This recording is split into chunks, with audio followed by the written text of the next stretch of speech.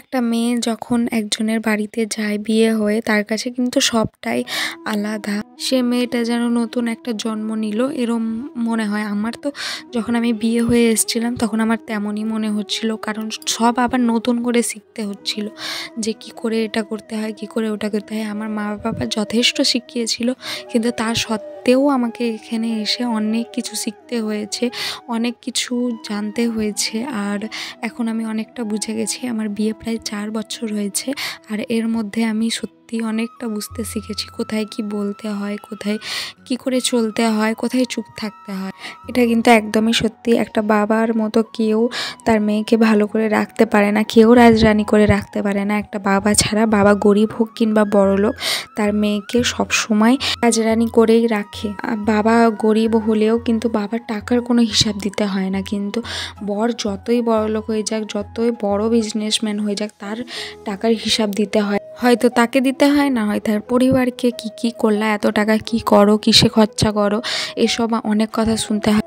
এখনও অনেক মেয়ে শ্বশুরবাড়িতে সহ্য করেই যায়, শুধু মা বাবার মুখের দিকে তাকিয়ে। আর যদি তার বাচ্চা হয় তাহলে তার বাচ্চার দিকে তাকিয়ে যে বাচ্চাটার কী হবে যদি আমরা আলাদা হয়ে যাই, কিংবা মা বাবা সেই ব্যাপারটাকে কিভাবে নেবে, কতটা নিতে পারবে, কতটা আঘাত হবে, সেই ভেবেই অনেক মেয়ে সহ্য করে যাচ্ছে। তো শ্বশুরবাড়িতে বাদ দাও তেমন মানুষকে যারা তোমাকে খারাপ বলে কিংবা তোমার খারাপ চায়, তাদেরকে ভীষণভাবে ইগনোর করো, তাহলেই তুমি জীবনে অনেক সুখী হতে পারবে।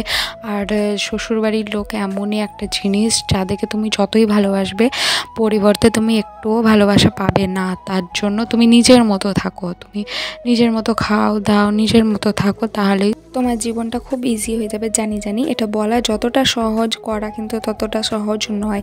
যখন নিজের কাছের মানুষগুলোই পেছন থেকে আঘাত করে, তখন ভীষণভাবে মানুষ ভেঙে যায়। আমার সাথেও অনেকবার এমন হয়েছে, আমার পেছন থেকে মানুষ কাটি করে, সেটা আমি জানতে পারি, তো ভীষণভাবে ভেঙে যায়। কি কেন আমার ব্যাপারেই কেন মানুষ এরম ভাবে কিংবা ওরা ভাবে। কিন্তু আমার গোপালের উপরে অনেক বিশ্বাস আছে, তার জন্য যে যেমন করবে সে তো তেমন ভোগ করবেই। কর্মের ফল বাতাসে নড়ে, এটা আমার ঠাম্মা বলে। অনেক বক করে ফেলি, এবার বলি এটা আমার বিকেলের কাজ। আমি বিকেলে কি কাজ করি সেইগুলোই তোমাদের কাছে তুলে ধরলাম। তোমরা যদি এরকম ভিডিও আরও দেখতে চাও তো আমাকে কমেন্ট করে বলিও, আর এই ভিডিওটা কেমন লাগছে সেটাও কমেন্ট করে বলিও। তোমরা শুধু লাইক দাও প্লিজ, আমাকে কমেন্ট করিও, তাহলে আমি বুঝতে পারবো যে আমার ভিডিওগুলো আমি কেমন বানাই। আর আমি মামাআর্থে vitamin C face cream use করি। তোমরা যদি আমার স্কিন কেয়ার দেখতে চাও তাহলেও আমাকে কমেন্ট করে বলিও।